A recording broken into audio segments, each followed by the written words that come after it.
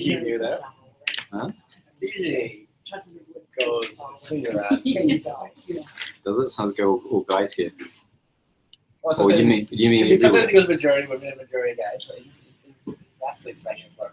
It's okay. here or worldwide? Oh, here. It's not detecting. This goes okay.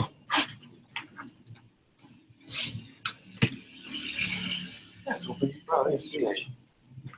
Oh yeah. No, I was. I can't remember. I just can't remember. I thought about it. What a good excuse. I was like, how much cryptocurrency was it going to involve? Right, I remember you did ask that. It's a fair bit. Is it?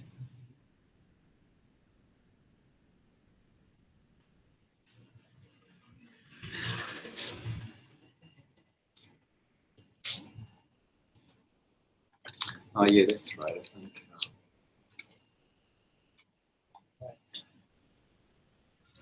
It was the day we moved out of our.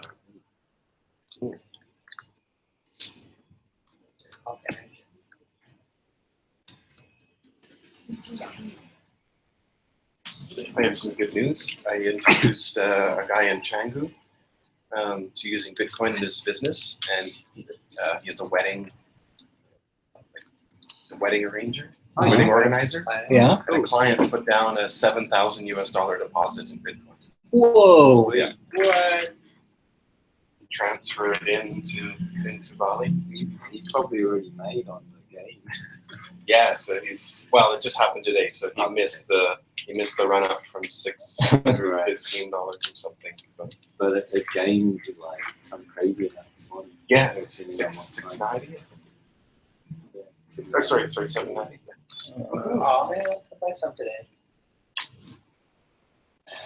I just bought some from the machine, and it was like a 7%.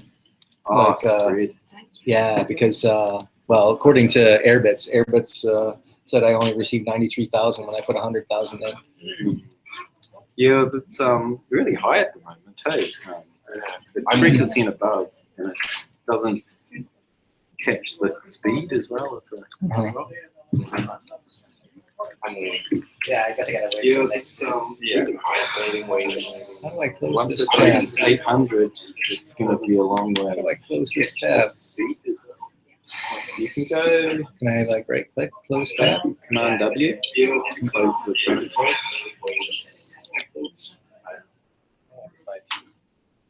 Because I can't see the tabs. Oh, look, not. it's on. Yeah, just buy a little bit.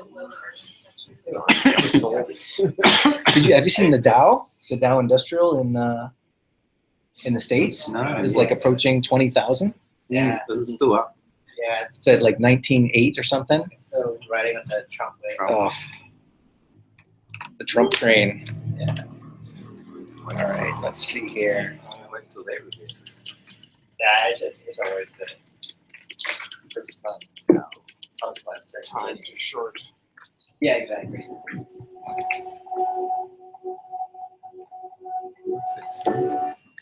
Hey, you should have an intro tune. I should. If we ever got our act together, we'd do something like that. All right, guys, it's 5 o'clock. You ready to get this party started? 5 p.m. local time in Bali. It's time for the filter number 105. All right, talk about money. We got a little bit of local news to cover, a little bit of postings from the group in the past week. We're going to talk about price, but hopefully we will be able to get to a discussion about the very nature of money. We recently had this Money and Society Summit yesterday. It's got me thinking about the topic. We got some of those same people that attended yesterday in the room today. So maybe we can get a little bit of collective knowledge and discussion around the nature of money. Hopefully we will get there. We got a lot to cover, so let's kick things off here, guys. Oh, wait, we've also got Mr. Wu. Sorry, I almost forgot. William Wu with the number of the week. All right, lots to cover. Let's do it. All right. We are coming to you live from Bali. We get together on this bitcoinsinbali.org website. I only bring it to your attention because we've got the Bitcoin 101 class happening this Saturday. send us your newbies, your neophytes, your people who know nothing about Bitcoin. We will take them under our wing, and in a mere 2 hours, hour and a half, 2 hours, they will have everything they need to get started with Bitcoin. And we wrap up that Bitcoin 101 class by having lunch together, where we magically turn the Bitcoins they got during the class into a hamburger. That's a fun day, and you regulars who come always on Tuesday nights, you're welcome to crash the party as well. Help me answer some newbie questions. It's always fun to see who shows up and what questions they ask. In other local news, I think maybe you guys have noticed that we were talking about BitGive and this project. Their next project will take place in Bali, and it involves getting smartphones into the hands of nurse practitioners, the equivalent of nurse practitioners, so that they can do field evaluations. So the Bitcoin connection and the BitGive connection is with this new software that they've enabled that allows charities to track the giving to the things that it gets spent on. Right, so the first thing that the project will be buying is smartphones. They're going to buy about 10 smartphones. Ultimately, they'll buy about 135 smartphones. And if you donate to this project, you'll be able to understand if that money went to a mobile phone, or went to the salary of one of these nurse practitioners, or if it went to administration. They're going to use the traceability of Bitcoin to provide transparency for the charity. And it should be exciting. This is the first project that they're going to use this new system on. They got some good press this past week in Forbes. You can read all about that. And if you're interested in getting involved in this project, let me know. We're going to talk with Connie Galippi, the CEO of BitGive, next Tuesday. And we'll be kicking off the project shortly after the new year. So if you want to get involved, see me afterward. All right, let's talk about price.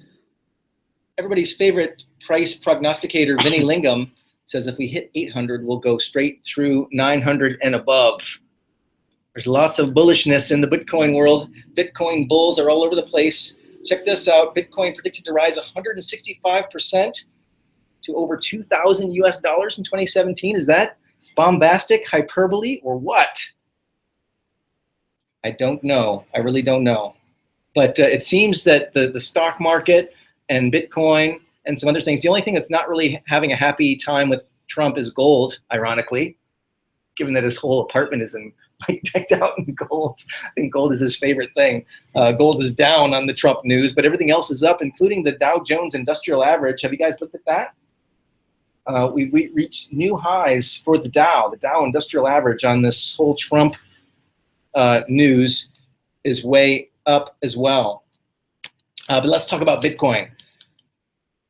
The latest price, $776.75 is the global average. I had something pulled up here. I don't know if it's still here.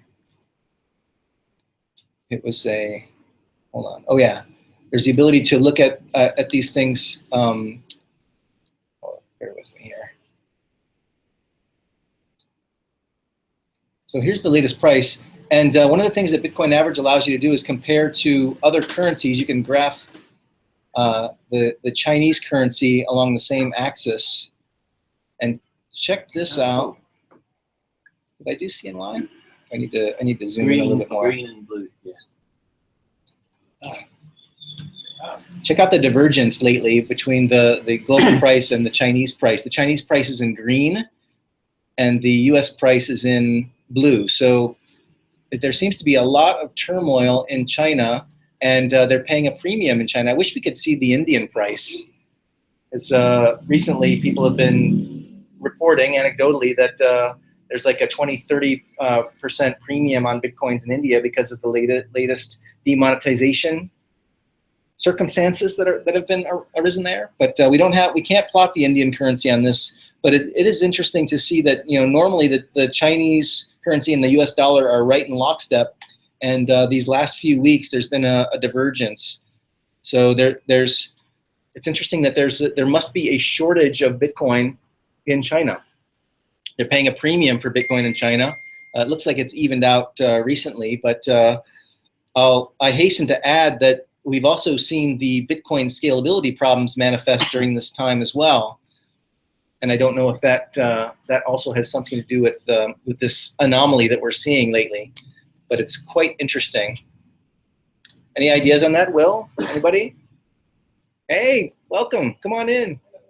Wasn't there a lot of yuan devaluation? Did they officially devalue during that time? I don't know. Yeah, well, it was just ongoing, right? But like, when did the diversion start? What is that? Earlier that year. Is that like it's not that far, not November 13th? It's like a month ago, a month and a half ago. Oh, a month ago. Oh, a month ago, right.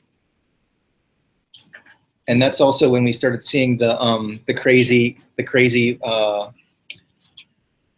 scalability problems and spam attacks happening. It was definitely last month I heard a lot about the devaluing. Well, if that is true, then that would, I guess, spark some interest in China on Bitcoin and drive the price up. Is that right? This is like that's around October, and then we've gone up in the recent times. It's Chinese versus US dollar.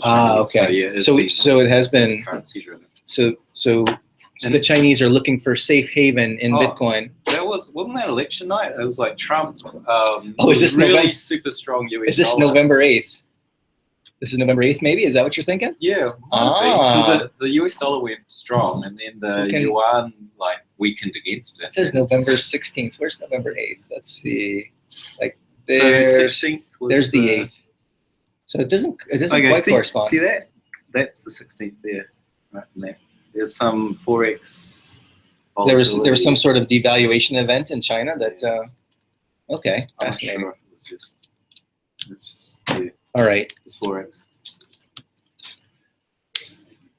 What have we here? Why is this thing? This is like some kind of advertising. Hold on. Well, it's a pop-up. Here it is. Go away. Have you guys been watching Bitcoin during the day today? We have this. There it is. Oh no, that's not. This is the 1 day. Usually we look at the 1 week chart, and you can see we've had a big week of gains in Bitcoin. But it's interesting to look at the 1 day because we had this kind of some sort of anomaly happen today where the price went way up. What did it go up to? 783? No, 788, and then back down to 768. So $20 spread in the course of an hour or two. Yeah, it's crazy. That'll make your. Whoops. You think that was a fat finger? Anyway, this is kind of an interesting set of graphs when it comes to price, where these are local Bitcoin prices. So people who are exchanging Bitcoin face to face, or making arrangements on Craigslist. This is all on-chain Bitcoin trading activity. You can see we've got a nice, steady growth globally, but it's interesting to look at the different places. Like Argentina has currency problems. You'd expect that there to be steady growth, but I don't know. Maybe they opened up a Bitcoin exchange. Maybe somebody made it easier to buy Bitcoin over the counter, so they're not doing it as much face to face. I would expect they had a new government come in and they stabilized the currency, I think. Yeah. They reset the. So was this the height of the Argentine problems, and they kicked the president out, and now they have a. I was talking to someone from Argentina who said they fixed a lot of that. Huh. All right, because everything else is like climbing like crazy. Look at Australia; that's a steady slope going up. This might be where they had some tax problems. Christmas. That's Christmas. Is that Christmas last year? People were selling their Bitcoin to buy Christmas presents. Is that what was going on? Holidays. Brazil, you can see they're kind of catching on. Canada, steady growth. Chile. China, this is interesting. This is like this seems to come and go, but you can see lately there's that spike that we just noted on the other graph happening here on local Bitcoins as well. Colombia, all these South American countries seem to be catching on. But then you see something like Croatia. This I can only assume is some sort of exchange showing up and things moving off of local exchange and onto like some sort of centralized exchange, but I don't really know. Denmark, Europe. Anyway, interesting way to look at price. All right, we've been talking the last few weeks about Bitcoin scalability, right? This is the big problem that Bitcoin must overcome before the price can really go anywhere too far north of where it is now, because Bitcoin is maxed out. In fact, if you look at this graph right here, you can see, it's hard to see, but each one of these blocks is almost exactly 1 meg. And we've got a backlog at the moment of 2 megs. So not too bad right now. But earlier we were maxed out. We had a little mini bump here. And this really, we had some major spikes over the course of the last month. But even this little spike right here causes the price per transaction to really skyrocket. If you do it on a per byte basis, it can go from 10 satoshis per byte to 90 satoshis per byte. So a 9x increase in the cost of the transaction just based on when you do something throughout the course of the day. So if you're doing a complicated transaction, that could be the difference between an 8-cent transaction and a $1 transaction fee. So we are really all over the place when it comes to clearing these Bitcoin transactions. And that's going to be the case until Bitcoin solves these problems, right? We have this problem of Bitcoin scalability. And until we solve that problem, we're going to see this wild variability. And this, I mean, it may not sound like much. It costs a lot more than $1 to wire a bunch of money internationally. But a lot of people are building business models based on a low transaction fee assumption. If you're doing a lot of micropayments and you've got a 9x difference in the transaction fee for your micropayment, then it could put you out of business. So these things are important. Here's the spike that I mentioned earlier in the day, and this site does kind of a dynamic calculation of the number of satoshis per byte that you're going to pay for your transaction. And earlier today, this was 100 satoshis per byte, and then at a different point in time, it was 10 satoshis per byte. So we are seeing this go way all over the place. If you've got a relatively quiet period, your transaction is going to be less expensive. If you've got a very busy period, then your transaction is going to be more expensive. And like I said, we've got a 9x difference, 9 or 10x difference in the price of transactions. You can see this reflected in miners' revenue. This is miners' revenue in US dollars. And since we've been having this problem, you can see there's a definite climb in miners' revenue as this bottleneck grows and grows. All right. We did have somebody chime in from the peanut gallery that they were interested in the Ethereum price jump. Has anybody been watching Ethereum? Ethereum, the main competitor to Bitcoin, although Bitcoin dwarfs all of these other cryptocurrencies, but Ethereum is the number 2, has been for the last year or so. They've had their problems, but they're up almost 3%. No speculators. Nobody paying enough attention to Ethereum to speculate on why the. Yeah, I followed it. Yeah. I don't know. Oh, okay. There was a hacker who hacked into this guy called Bo Shen. He's a big whale, and he's really big on Ethereum and Augur. He runs a VC investment fund actually for crypto, and so this hacker hacked in via hacking into Augur's crowd sale, getting all the email addresses, and then they did social engineering on the cell phone companies, managed to get their cell phone SIM and used that as a 2-factor authentication to get into his computer. And so they stole all his Ether, stole all his Augur, and then they dumped it on the market, and it forced this crash in price. Did you see the crash in price last week? And then so it's made this recovery as that news came out.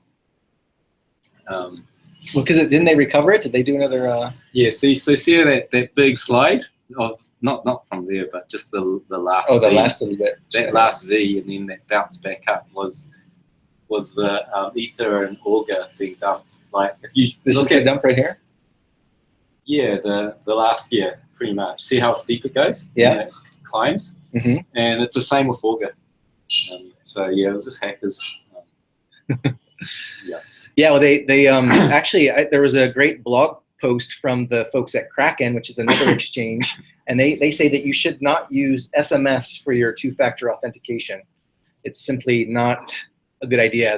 They likened it to the security that you get at the coat check when you go to the, you know, how maybe people who live in a warm climate don't know this, but when in like Michigan where I'm from, you show up with a big jacket because it's so freezing cold outside, and you have a coat check. You give them their coat, they give you a number. But if you show up without your number, they just go, which jacket is yours? Oh, that one. And then you walk away with it. And it's similar with SMS two-factor authentication. It's just not as secure as something like Google Authenticator or Authy or these other methods. And I think that's exactly what happened in this case, right? Where it was an SMS kind of two-factor authentication that allowed them to hack their accounts. And if they say that even if you, like they ask for documentation stuff, that doesn't help because a lot of these guys have people on the inside of the software companies. And Oh, they can yeah. just replicate this on. Fascinating. I thought this was kind of interesting. This is from Joseph Lubin. You know, Joseph Lubin was here with us back 3 or 4 months ago. He's the CEO of Consensus, which is an Ethereum incubator. They do all kinds of interesting projects with Ethereum. And I think, well, it's obvious that the PR department is in full force with Ethereum. They're trying to stem the tide of bad news. And this is really just, I think, spin. He goes through this and says, you know, it's still a new platform, but our ability to perform forks, the fact that they get fixed so quickly is a sign of our maturity. And he talks about consensus failure. I mean, we've talked about this quite a bit in this meeting. I think we can expect more hard forks from Ethereum just because of the nature of the system itself. It's a Turing complete computer associated with a token of value. So there's a bug bounty on every release. And yeah, it remains to be seen if this whole experiment is going to work or not. But there's about $700 million, $800 million now that says that the project will work because that's the market capitalization of Ethereum. But stay tuned. Like I said, I feel like this is heavy spin zone action here. All right, guess who didn't hard fork recently? Potcoin, P-O-T. All right, who made a lot of money on Potcoin? Look, it's up 58% earlier. Some profit taking in the Potcoin universe. Does anybody know why we saw this big spike? It's just because, I mean, we're still talking about peanuts. This is like what, about $2 million worth? What is The market cap 2.4 million. It's been a favorite for pumpers and dumpers, eh? Has it been pumped and dumped several times? Oh yeah, if you go back, it was it went up. What, Yeah. 5x, 10x. Let's see. Oh yeah, that's the volume. You know, Milan, he was playing with that. Oh yeah, so it went all the way up here. So this is just. No, it was way back in October. It went back to, and that was when it went. I think October, November. It went that far back. And Kim.com said buy Potcoin. Oh really? And that was a few weeks before it ape shit. Do you think there's a bunch of stoners that are like, whoa, dude, let's buy some Potcoin? I think there's groups worldwide who form these little groups that pick on a coin and go, all right, let's pick that one, and they create this pump, and they do it in concert to some sort of exclusive news coming out to make it more legit. Like Yeah. maybe they associate it with the legalization of pot in Colorado or Oregon or some such thing. And they Yeah, try. because pot themselves, they were releasing all these extra features like a marketplace and all this. So often it's in concert with that type of stuff. Well, and also these pot businesses in the United States are having trouble with banking because it's still illegal federally for you to smoke pot. So, even though you can buy pot recreationally now in Colorado, you're still breaking federal law. So the federales can show up and bust you. So this creates a problem with banking because the banks, if they want to do interstate commerce, then maybe they don't want a pot dispensary as their customer, and draw the ire of the feds. So there's been a lot of talk of using cryptocurrency to give banking facilities to pot-based businesses. There's a few others coming into the market too, I think. A few other pot-based. Yeah, there's one I like. The name Would this be considered? Is this backed by pot? Is this like commodity money that you can smoke? I don't think so. No. Backed by one. All right, Will, you ready to do your thing? Number of the week, Willy Woo. Nice. Willy Woo action. All right, take it away, Will. I'm sorry, I screwed up your number thing. Okay. Number of the week this week is number 2. And the reason why it's number 2, can anyone guess? Number 2. Is that the Okay, no guesses. is that the average IQ of someone who bought Potcoin? Yeah, pot. It's the second time I'm subjecting you guys to volatility and liquidity. Woo. So this is hot off the press, right? This hasn't even been published yet. No, I've protected it. I haven't released it yet. So We get the scoop. first thing is a pretty picture. Ignore it. So yeah, I was on a chat with some people on a Slack channel, and they seem to think, you get this a lot. You get a lot of people thinking their dark coin is going to go to the moon. Or I've heard of people saying, I think that Monero is going to go to $100, $1,000. And I've been thinking that's kind of illogical, outside of the failure of Bitcoin. How can because I've been just looking at Bitcoin, how large the ecosystem is and how much network effects it has. And I was like, there's nothing that can catch it. And so we had this conversation about, how big is, say, Bitcoin over Monero, and it wasn't as big as I thought it would be. It turned out about 100 times bigger than Monero in trading volume on exchanges. So I sort of went back and did a double check on these numbers, and if you scroll a little bit, back up a bit. There's I talked about a commerce index, and maybe can you click that Commerce index, this one? in a new tab? Yeah. We'll go back to that later. Go for here. Usually it's an adjacent one, eh? Yes, next one over. Yeah. Yeah, there. See, this was an index I made that was liquidity and volatility. So you want lots of liquidity, so you put that as liquidity at the top. And then volatility is something you want less of, right? So what do I do? So you divide by your volatility. So you one divide the other, and it should give you a composite that, the higher that index, the better.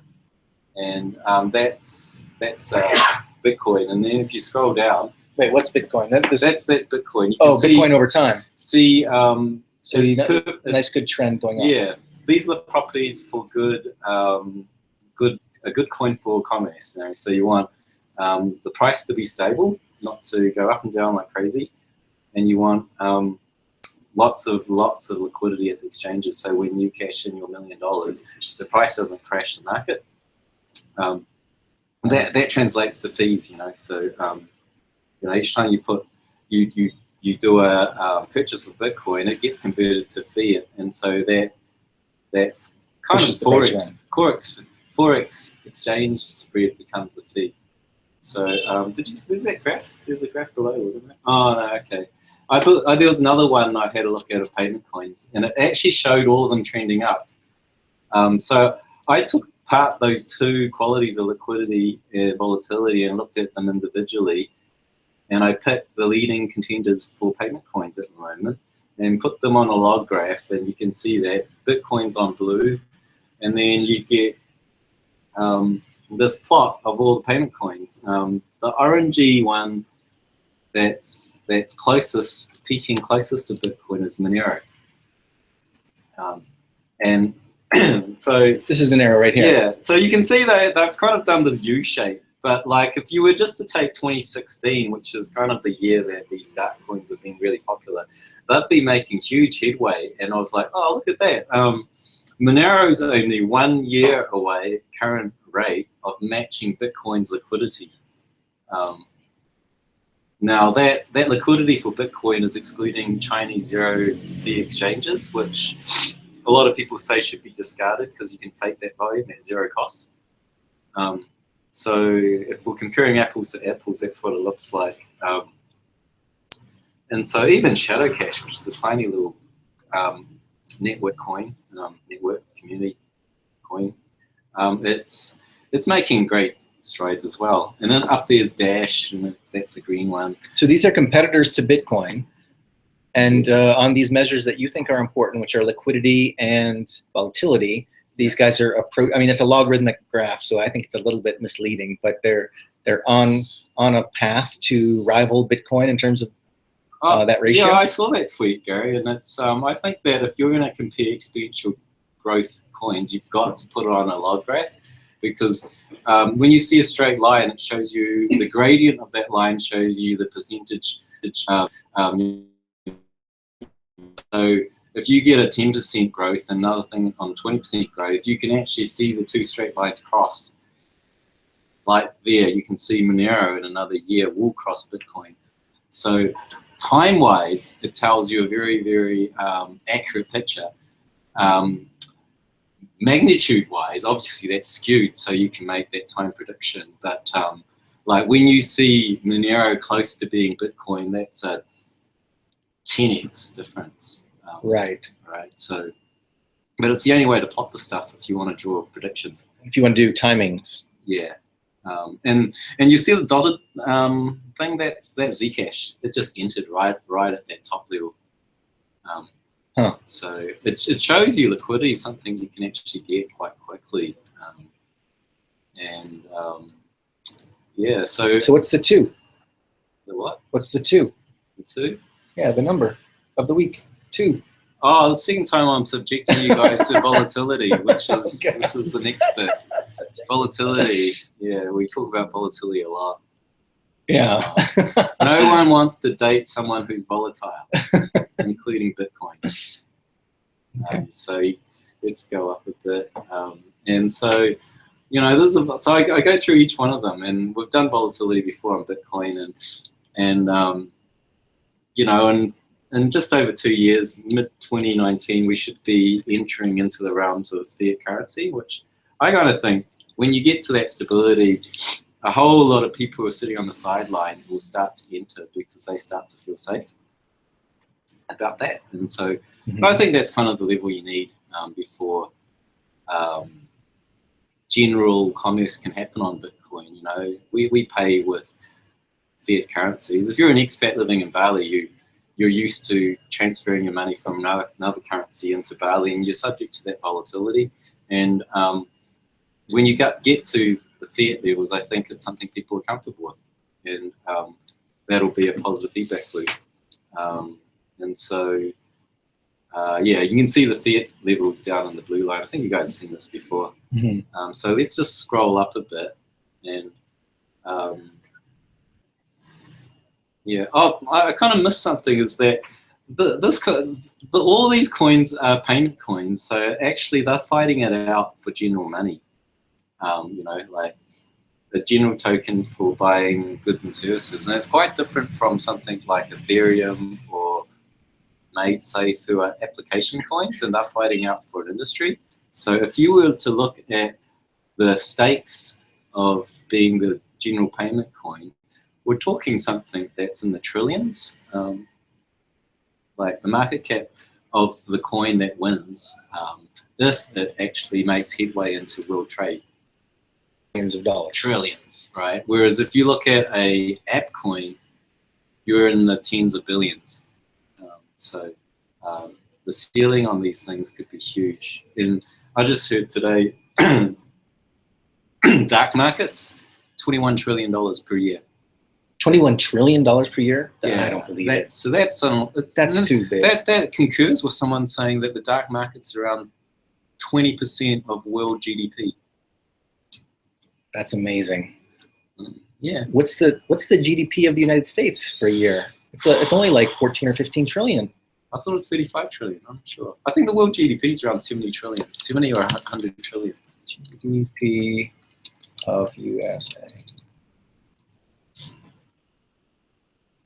53 trillion. Yeah. So wow. So it's probably that's per capita. So, but I would imagine that a lot of 300 million.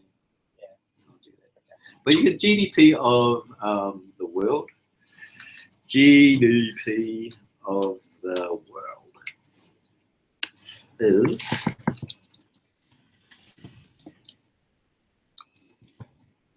you don't get it. I just get it. 75 trillion. So wait, Yeah, the US is 53 in the whole. No, That's not No, right. that was per capita. That's per capita. So you have to multiply by 3. Okay. Oh, 150 I million. missed that. So yeah, no, that's the figure I got. It was like 20%, 1/5 of the economy is dark. So is there going to be a dark coin and a money coin? Or are those things going to be the same thing or a different thing? Well, I guess that's the big question, right? That's why people are trying to do Neros and Zcash. But you know, I see that we're going to get all of the dark layers on Bitcoin pretty soon, and these two qualities are going to be really important, right? If I'm going to have a dark coin and it's going to go up and down by 10,000% over 6 weeks, which is Zcash, and I have Bitcoin that's going to go up and down maybe 1 or 2% over those 6 weeks, then what one are you going to put your money into if they both offer privacy? You know, which Bitcoin is going to do next year by the looks of it. So this is why it's so important, these two qualities. They're essentially the economic network effects.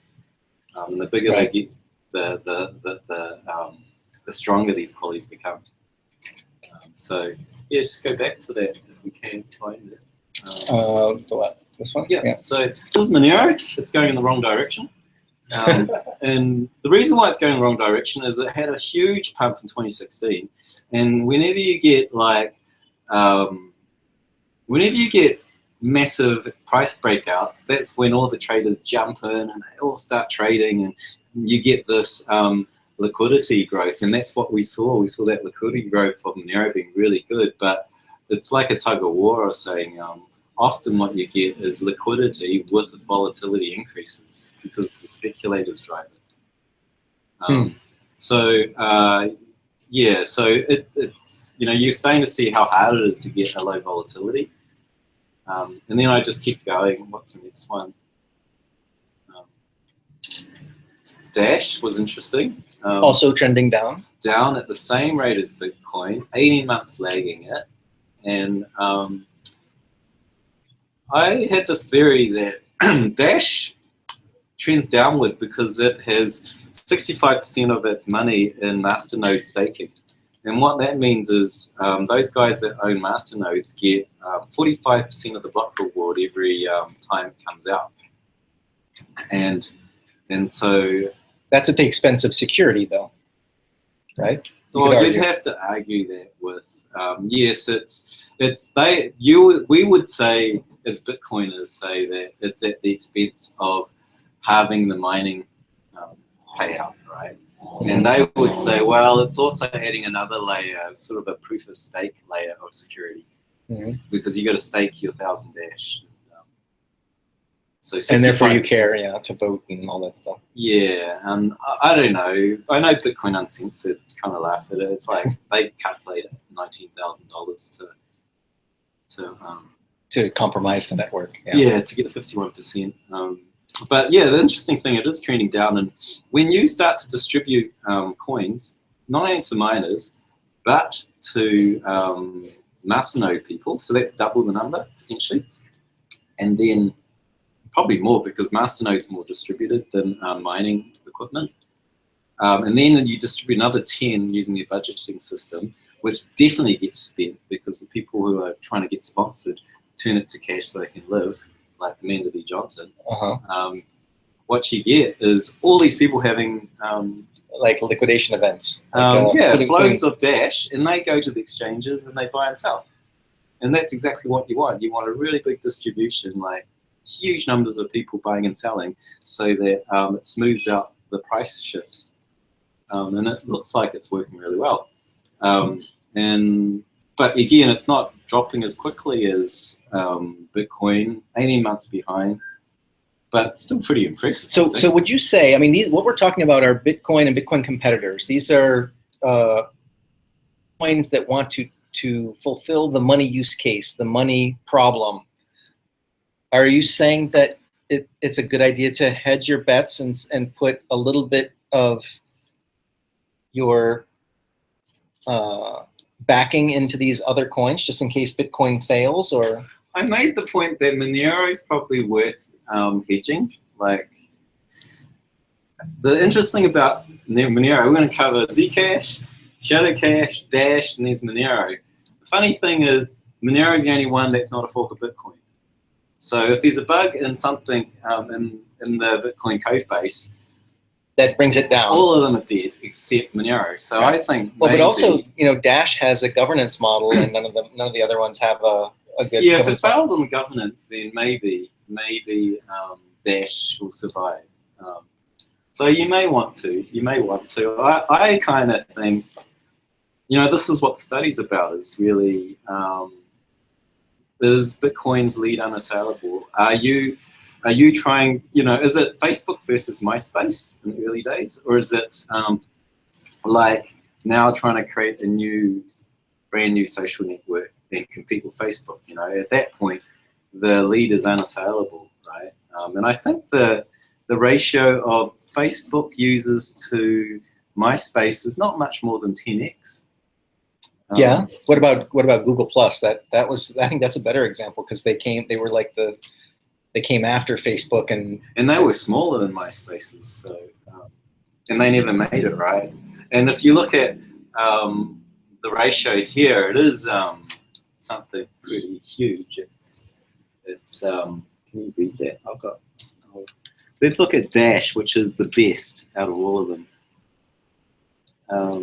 I'm reading about 15% versus 25%. It's not bad, eh? It's not actually that bad. Yeah. But then you look at the liquidity, and that's a different story. Liquidity is like I don't know. It's something like 20 to 50x. Well, we got a couple years to go here. I mean, so much is going to happen in that time. It's like a little bit. They've got to catch 2 years, and they've got to catch on both liquidity and volatility, and in those 2 years, Bitcoin looks like it's going to take over most of the features that they're promising. Yeah. So I don't know. It's up to you. It's your money. I'd consider hedging with Monero, like a tiny amount in case Bitcoin. Imagine Bitcoin crashes, like all the others will moon. Yeah, there'll be a giant sucking sound. Yeah, so and Shadow Cash, the last one I look at is it's also heading down. And the interesting thing with them is they've also got a staking model, and they pay out like 3 to 4% versus Dash's 10 to 11%, and that might be driving its reduction as well. Shadow Cash had a price explosion like Monero. Yeah, both of those had jumped on the privacy coin bandwagon and exploded. So, but with Shadow Cash, it looks like the staking helped it reduce. So yeah, just did that, and then what the conclusions were pretty much what I just said. Yeah. I don't think the liquidity is assailable. volatility Dash is the only one, and it's 18 months behind. 18 months behind. Yeah, and we're only like a couple of years away from fiat level of Bitcoin, so I think that's gonna have that sort of extra network effect once it reaches that. All right. So anyway, fascinating. That's so 2 years. I think that's a better 2 years rather than the second time you're covering volatility. We'll just say 2 years from now, we will know. Something will happen in the next 2 years that will tell us if your prognostications were worthwhile or not. Thank you, Will. All right, let's switch gears here a little bit, guys. I want to involve the audience in this discussion about some recent news. Did you guys follow this Rule 41?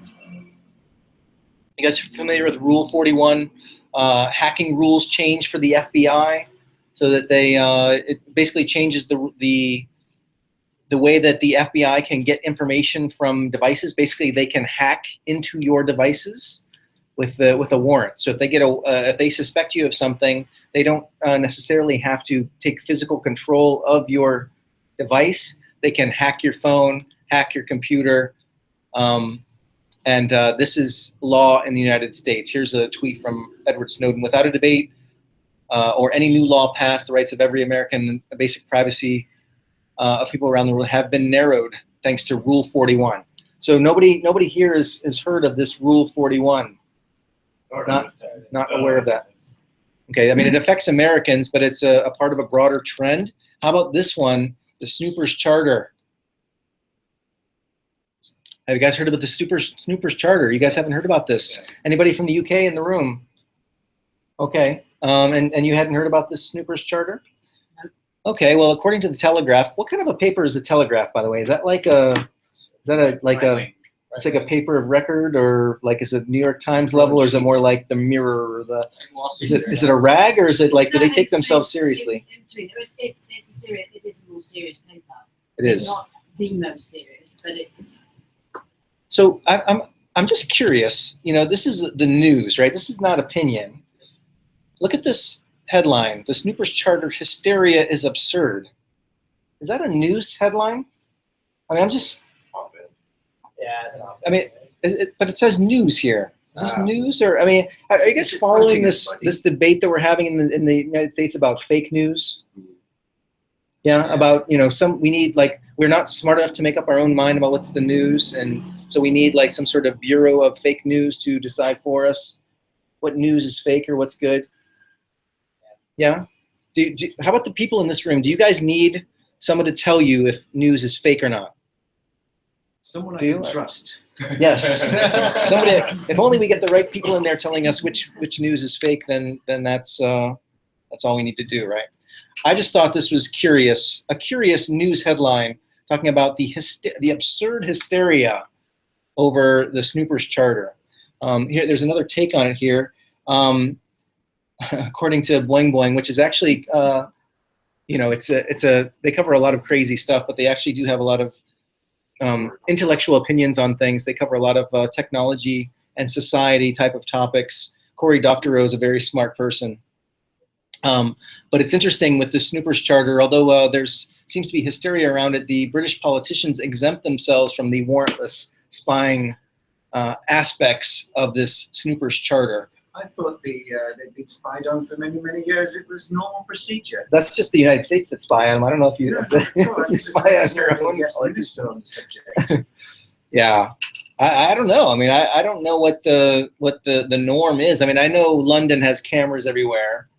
I know that you've got, you know, modern day intelligence agencies that are, you know, listening, surveilling, doing their thing. I know you've got your former prime minister, was it Cameron, that said encryption should be illegal?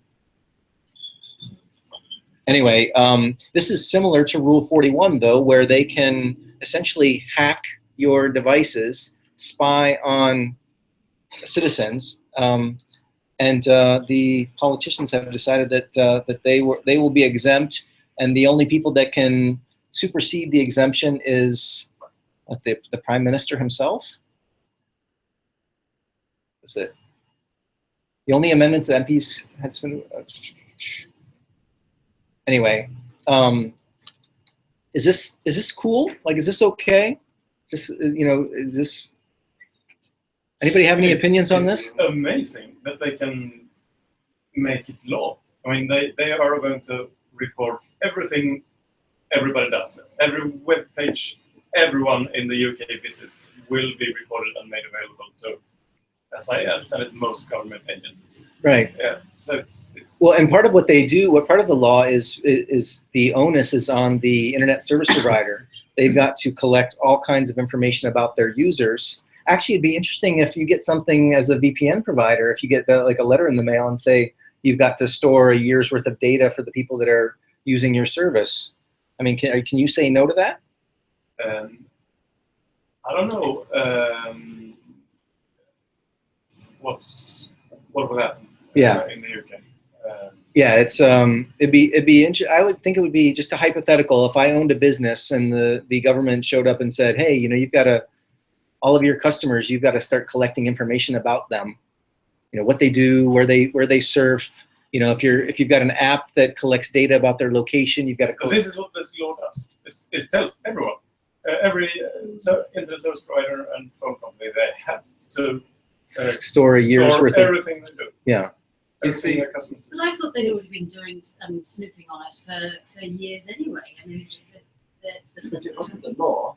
That was no, just I the know. ISPs But complaining. this feels like this is a justification. It's kind of like backtracking, trying to actually put some kind of a legal framework on something that they've already been doing for years and years and years. I mean, I've had conversations with people who have had access to stuff, and they said that you'd be amazed at what kind of information that they hold about who we are, what we've done, where we've been, and all sorts of things. So Do you think any of it's right. Do you think that your opinion is in line with the majority of the people in the UK? Do you think most people are like, it's fine if they watch us, as long as they catch the bad guys? Or do you think most people are like, I don't think they should be I spying? don't know. I've absolutely no idea what the general population would be. In France, they begin to arrest people who are in illegal websites. Who are going to illegal websites? Yes. They go to jail. So you go to the wrong People website. were already arrested. So They say it's terrorist website. right, terrorist. France is already a dictatorship. Yes, yes, They have almost. dropped democracy and human rights and Yes. everything because it's a state of emergency. And, yes. Right, but they've amended the And constitution all in the France, people no? Don't care. They don't care. The people don't care, No, what's normal? so they don't care. Do you see? A few people care about it. Yes. I think Yeah. the Some were not very. Cool. very The Yeah. lack of caring, I think, is down to ignorance. And actually, if we look at this kind of stuff too closely, that might get scary. So if we don't look, it doesn't exist. Yeah, there's definitely a psychological Yeah. thing happening there. Yeah. If you look Big at time. what Simon's just posted on the chat, he sees there's very little press coverage. It's not being covered. It's not being openly discussed. So Yeah. I mean, it's not good in a democracy. That's the purpose of the press, is to bring this into the public eye for discussion, right? yeah. I mean, if you don't have an informed electorate, you don't have a democracy. I mean, it's a necessity to have an enlightened electorate. And the same thing happens in the United States. I mean, there's all kinds of things that get passed in the United States that people are too busy watching the Kardashians and football games. It's almost like you don't want the press. You want a free press, and part of having a free press means not having one big colossal corporation owning it. Yeah, there's no should break it diversity up. in the ecosystem, the news ecosystem.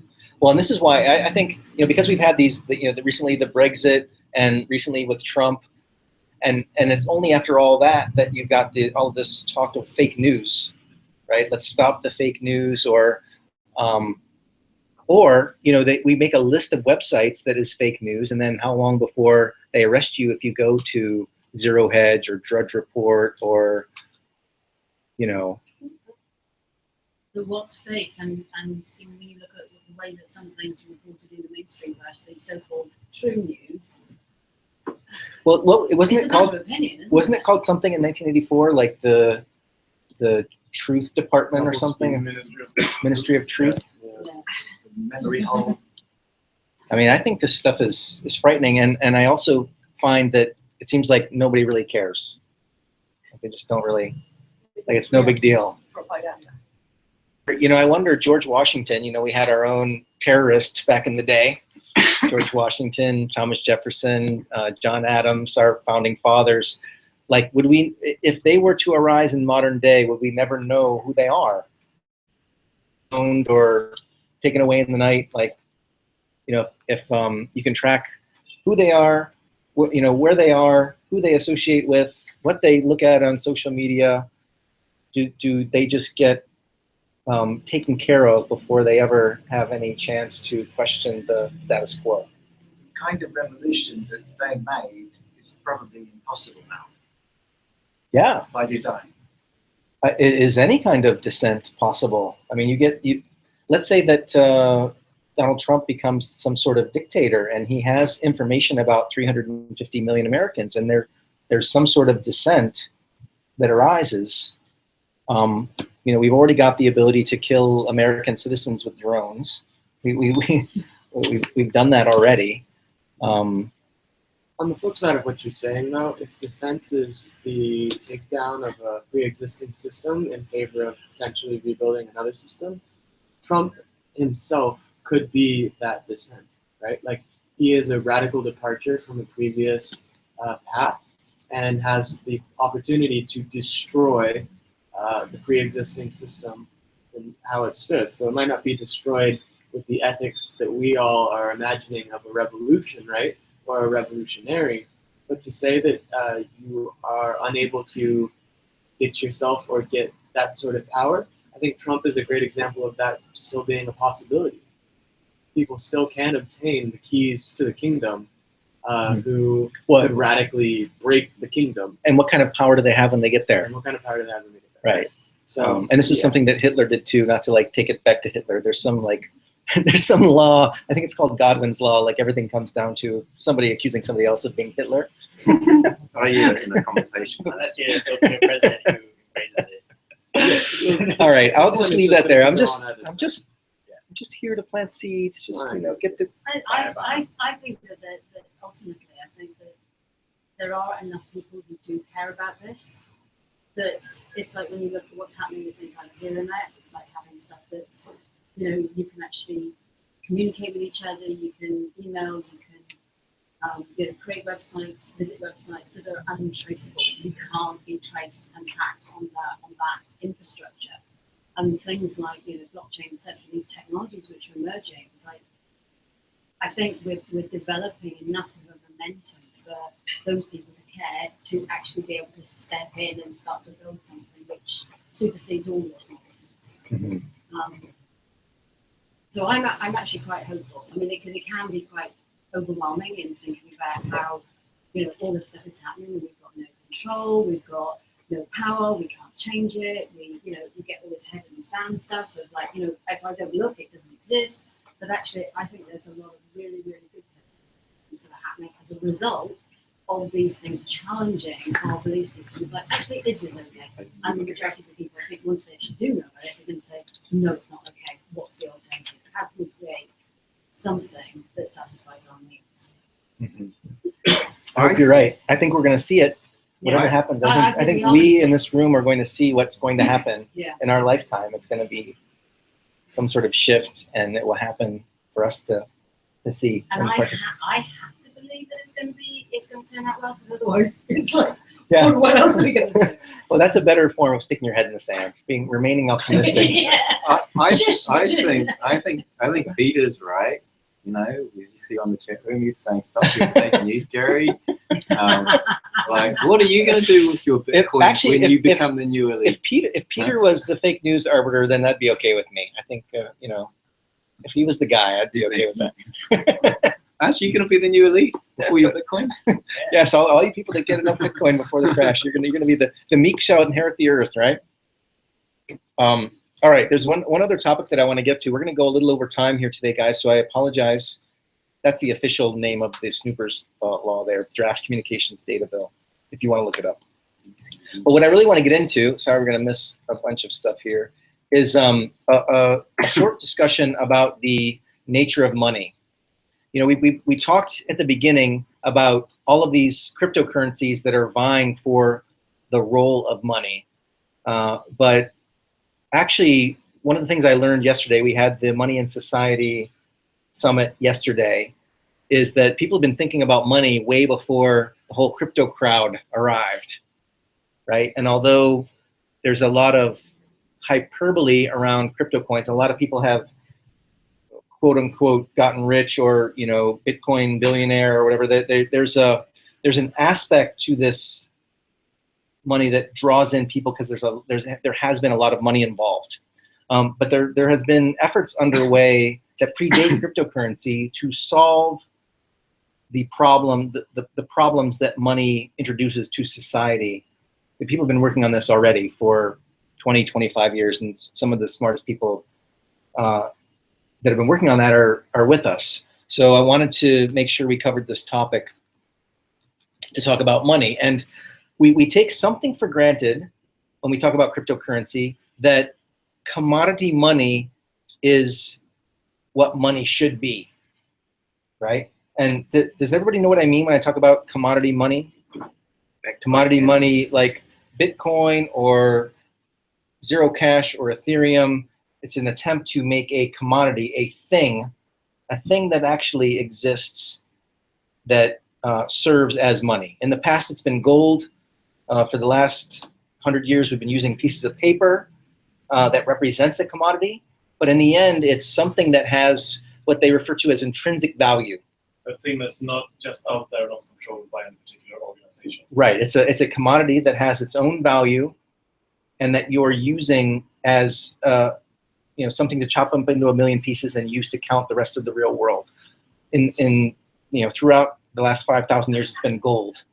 Right. Everybody knows what gold is. Gold's a commodity. It has, quote unquote, an intrinsic value, and people indict gold because there can be a shortage of gold. What if you don't have enough gold to facilitate the commerce that's necessary, right? What if they actually need to use gold for some industrial purpose, right? And it competes. The use of gold competes as a useful commodity versus its usefulness as money, etc. There's this concept of commodity money, but there's another concept of money besides commodity money. Anybody care to chime in on what that might be? Several. Fiat, credit. Credit, yes. Credit was the thing I was going for, and what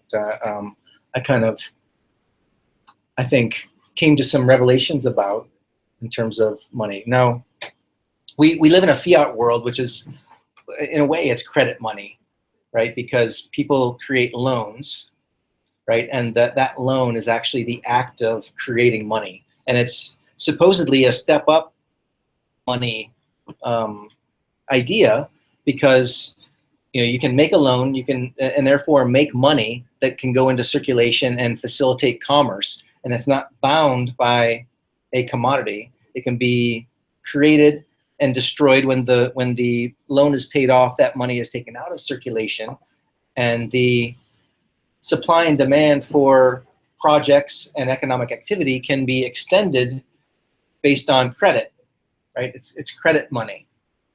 Now, this is the thing that Bitcoiners complain about. Like, banks make money out of nothing. Isn't that what you always hear? Like, banks make money out of nothing, absolutely nothing.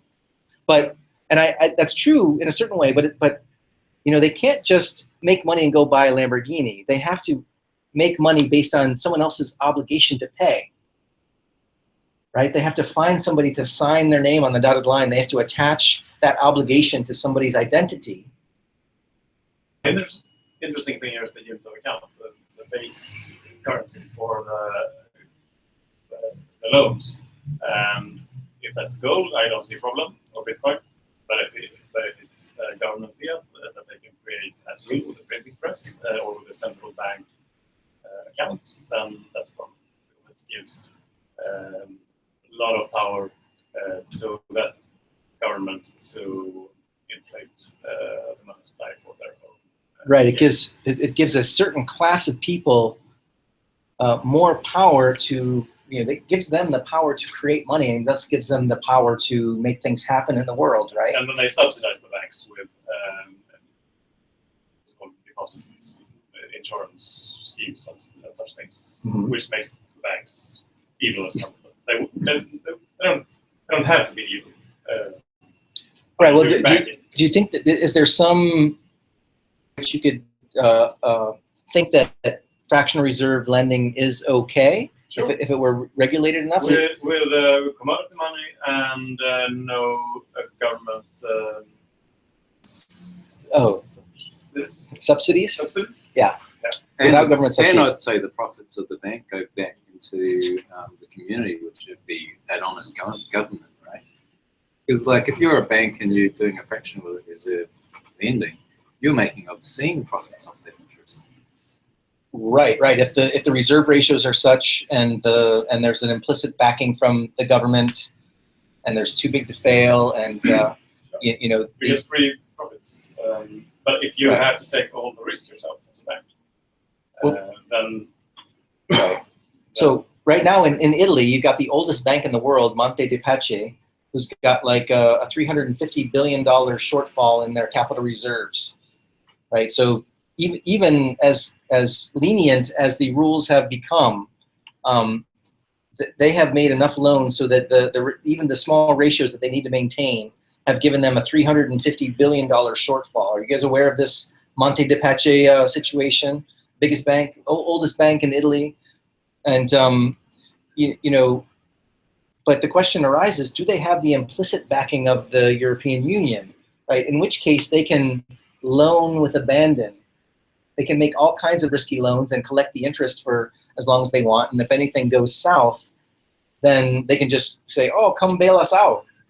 Or the laws have become now in Europe where they can have a bail-in and they can confiscate their own depositors' funds in order to recapitalize the bank, right? So clearly we've run amok, but from the few people that have chimed in, there is a scenario under which you would extend credit or create credit-based money. And take the risk yourself. And okay. And you think there just needs to be a regulatory framework that allows that to happen? Yeah, that's no regulatory framework. No regulatory. Oh, so the market. You're saying the market will. Okay. So you don't think that there needs to be any governance over that? That if banks are allowed to go bust, then basically people will lose money, but next time around they'll be more careful. I think we have to acknowledge that the very worst we have of the free market now is still restricting the lending of money to banks. The banking cartel has a monopoly on lending money, and in that sense, it's not a free market at all. Ah, yes, good point. Right. Well, and that was my next thing that I wanted to get to, because that's what I learned yesterday. Is if we have a mutual credit system, like if we can extend credit to one another, and set up some, I mean, I don't know if I mean, I'd be curious where you think we should draw the lines in terms of regulation in such a system. But if we could extend credit to one another, and there were, maybe some technological tools that help us interact safely with one another on those things, would that be like the best combination of this new cryptocurrency world and helping each other out by loaning each other money and keeping, accruing the wealth of the, everything that we give away to the bankers today accrues to the community instead of the bank. That's perfectly legal, right? It's nothing stopping us other than us doing it, right? Yeah, that's right. Yeah, there are a lot of platforms for sourcing out loans where you can participate or vice versa. They're just not getting traction. Probably there are good reasons. You need some confidence in whoever is behind the banks can manage. Yeah, you're talking about lending money, but what we're talking about in mutual credit systems is writing IOUs.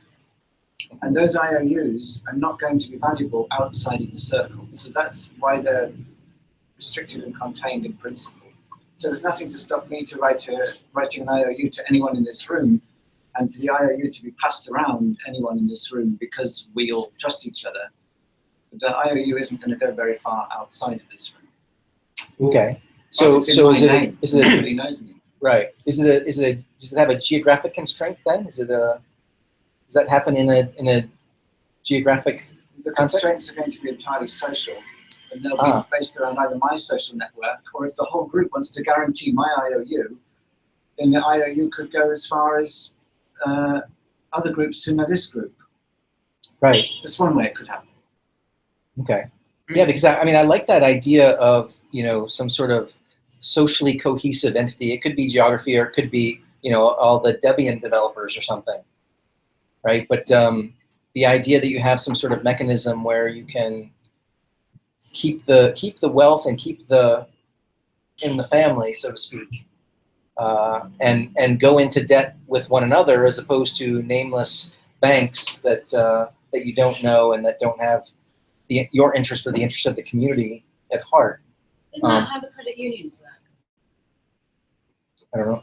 Yes, but unions? with real money. Yeah, with real money. Yeah. The difference between a credit union and a bank is one, there's social mission. Yeah. And secondly, the credit unions can't lend more money than they actually have deposited. Yeah. Oh, so it's zero, not a good model zero to leverage. kind of start off with. It's a sort of step. Yeah. You could think of a credit union as a full reserve bank.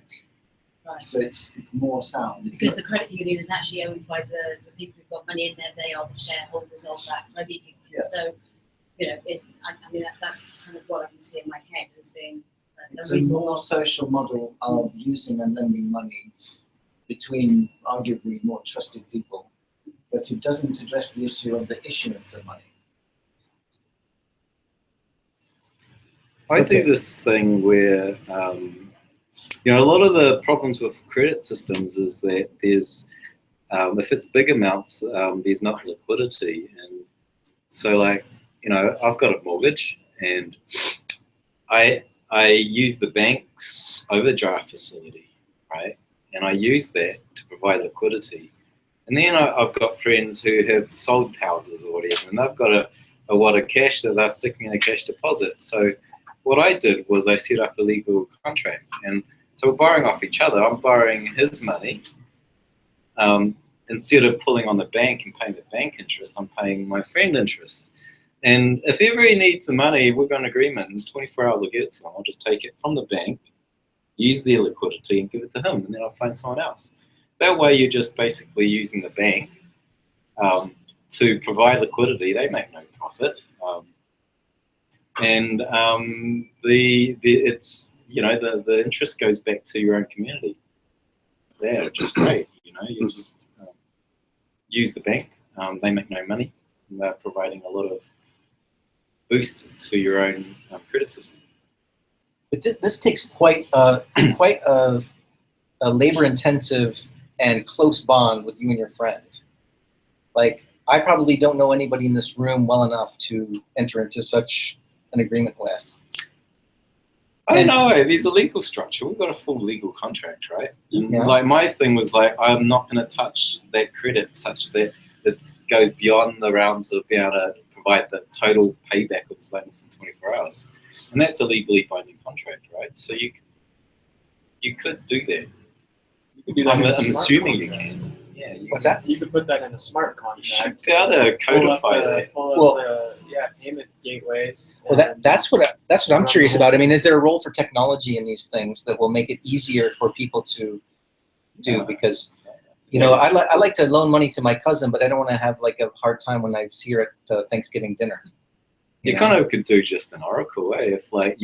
If your friend sees that money move out of the bank account that's providing liquidity, he's notified immediately and can terminate the contract or something. Right.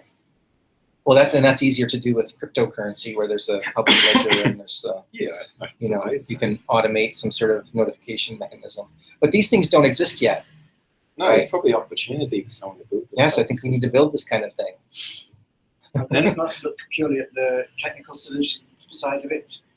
Let's also recognize that very few people and communities trust each other to lend those quantities of money in the first place. And I'd like to see us working on restoring the trust within communities. I And that, totally agree. Yeah. and that may require building a better legal system. Or spreading the risk and Well- actually doing it That's it. Right. Well, and technology can, I mean, there's a role for technology there. Make it easy for people to be good. But yeah, we're not there yet. I'm dreaming of this day where, we're not giving all of our money to banks. We're giving our money to each other, and we're relying on each other. And like we care that we pay back a loan because it's going to affect the people around us. And it forces us to be kinder to one another and cooperate more. And if money is trust inscribed, as Niall Ferguson said in his documentary, what does it say about us that we get our money from banks? The institutions in society we least trust. Well, we trust that they can leverage the entire population to pay us back. Right? We've given them that power, for better or worse, it seems to me. All right, guys, I think that's a good place to leave it. We're a little bit over time. Thank you guys for staying a little bit longer. I think that was really good stuff. To be continued. Let me just make a few announcements here, guys. If we're trying to build a Bitcoin economy here in Ubud, and I just want to remind you that there's lots of places you can spend your Bitcoin. There's a nice little directory built into the Airbits wallet if you're using that, or you can just see it on the web page. We've got our Facebook group where we crowdsource the news. We try and get a bunch of people on here, like letting us know what's going on in the world of Bitcoin, so that we can basically find out what's going on together. So if you're not a member of the Facebook group, please do sign up for the Facebook group. We also broadcast this live every week on YouTube, and those links are in the event, the Facebook event. So you can always go back and listen later, or you can tune in live and also chat with us in the Telegram group. We do this every week live from Hubud. So if you find yourself in Bali, please come join us at Hubud, hubud.org. You can find out where it is, deep in the jungle across the street from the monkey forest. These guys have been kind enough for the last 2.5 years to give us a place to meet for free. So, and it's a very cool place to work. So check that out. Don't forget, we've got our Bitcoin 101 class. I've actually got something here. If anyone's interested in the Bitcoin 101 class, I've got a registration page right here if you want to do it today. Or you can go to the website, Bitcoins in Bali /Bitcoin 101. All right. If you want to follow me on Twitter, it's Gary Dykstra, @DykstraNet is my Twitter handle. I would love for more people to follow me on Twitter and for us to have a conversation there. That's me without a beard or hair. I should change that picture. And also, I would encourage you to follow Mr. Willy Woo. He's posting some amazing stuff and getting a lot of attention in the Bitcoin space for his thinking. And it's really fun to play devil's advocate and poke him on Twitter, challenge what he said, even insult him, like in a fun, challenging way. Is a good idea. Anyway, guys, that's all we got. Thank you for coming tonight. We'll see you again next Tuesday night. That will be the last filter of the year. Don't miss it. Next Tuesday night, the 20th. We will have our last meeting, and then we will reconvene after the first of the year. Thanks for coming tonight, guys. I'll see you next week.